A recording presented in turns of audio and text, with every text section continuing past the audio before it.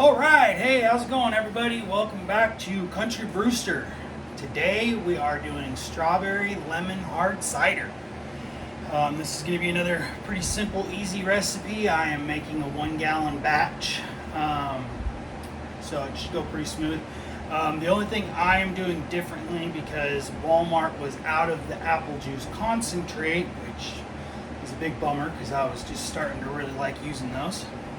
So for you at home, you would want to get those apple juice concentrate things, or get, you can get apple juice if you want. That's fine too, but just make sure it's a gallon, right?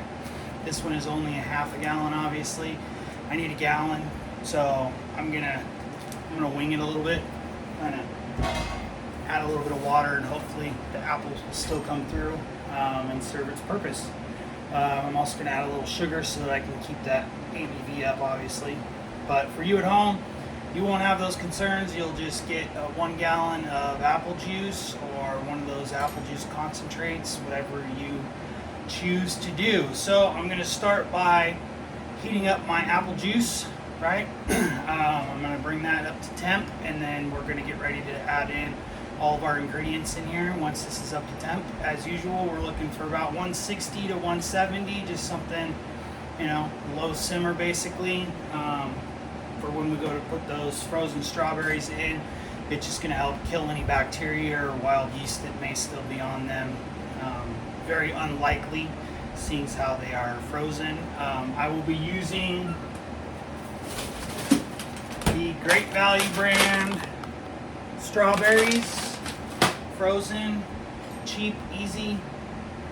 Been having great luck with them. I basically use the Great Value brand fruit for all of my brews so far.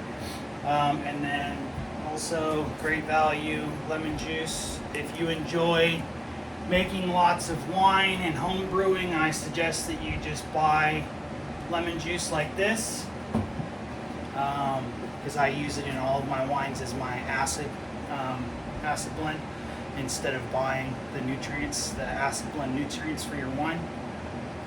So I'm going to go ahead and heat this up, get it up to temp, and then once we are there, I will bring you guys back for the next part. All right, welcome back. We are up to temp. So the first thing we're going to do is we're going to add in our lemon juice, a half a cup to a gallon.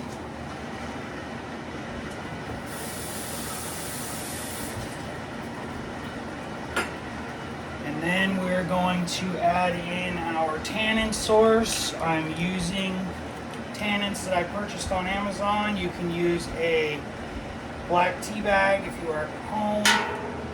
That will work just fine. And then I'm also going to add in our yeast nutrient.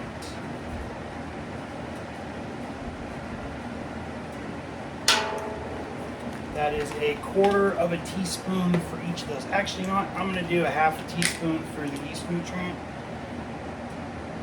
just because of the lemon, right? So anytime you're dealing with a lot of acidity in a brew, you want to use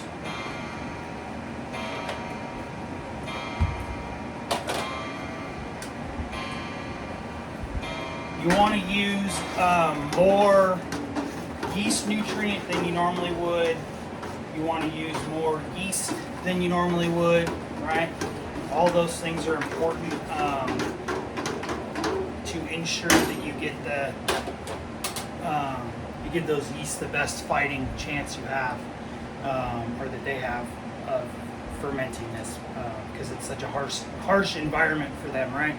So that's why we do that. And I'm also going to be using an entire packet of yeast, even though I'm only doing a gallon, for the same reason. More the better, right? So the next thing we're going to do is add in our strawberries.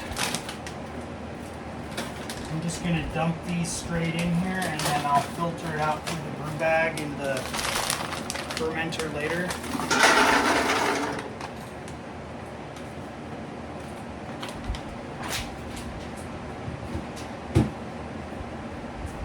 And then I'm going to add in the rest of my apple juice.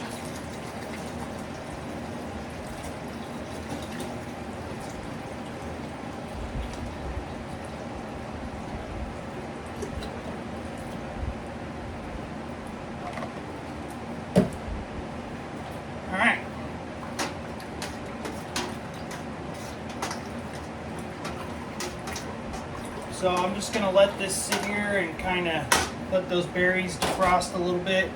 I am going to mash them, but I need to wash the potato masher. So I'm gonna do that, and then I'll bring you guys back. We'll mash up those berries, get more surface area and more flavor out, right? And then we'll let this sit here for a little while, and then we'll get it transferred over into our fermenter. All right, we're back. I got our fermenter, our sanitized and cleaned brew bag in there. We're gonna try and dump this in there without making too much of a mess. I added in our strawberries to the pot, let that sit for like 15 minutes, and then I mashed them with the potato masher. If you wanted to, you could blend your strawberries, you could put them in a food processor with a little bit of your apple juice and do that. Obviously, the more chopped up you make your strawberries, the more you're going to get out of them. Lately I've been doing it this way, and I've been having pretty good success with it, so it's a little less work and cleaning in my opinion. So, but you are welcome to do it any other way that you so choose at home. So hopefully we can do this without making a mess.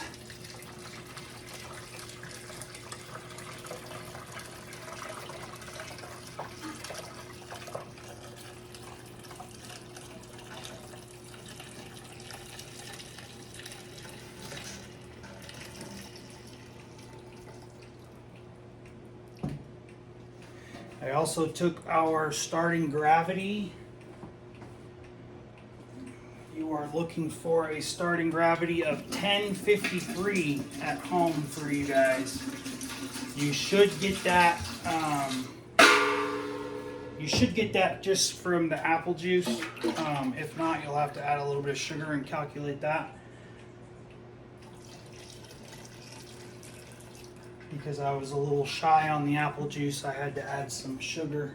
I did that off camera. I put in about a half a cup of sugar to bring up my ABV from missing half a gallon of apple juice, so it's not too bad. But it's got really nice color to it already. So I'm looking forward to this. I really like doing the hard ciders. They turn out really great. My wife super loves them. That's part of why I'm only doing a gallon batch with this one, is because it's strawberries. Unfortunately, I absolutely love strawberries, and my wife is allergic. So that kind of puts a bummer on the strawberry stuff. So I don't get to do as much with strawberries as I would like. And when I do, I usually just do a small batch, because I'm usually going to be the only one that's drinking it, unless a friend comes over or something. So, but there you have it. This is our strawberry lemon hard cider. So we're gonna let this the strawberries soak for about 9 days. 9 days, we'll pull the fruit out and we'll take a gravity reading at that point. It may already be done at that point. If it is, then you guys rack it and bottle it and do all that kind of stuff. I've got tons of videos out there on doing that. I probably won't bring you guys back for that. It's become pretty repetitive at this point to continue to show you how to do that part. I think you can figure it out, or go back through my other videos and find one where I've shown you how to do it already. But 10 days, we're going to pull the fruit off, take a gravity reading. If it's done where you want it to be, or it's finished, it's dry, whatever, then you'll rack it out. Obviously remove the fruit already, and then back sweeten it and bottle it and do all that. So I hope you guys enjoyed this recipe. I'm looking forward to it. And I'll see you guys on the next one.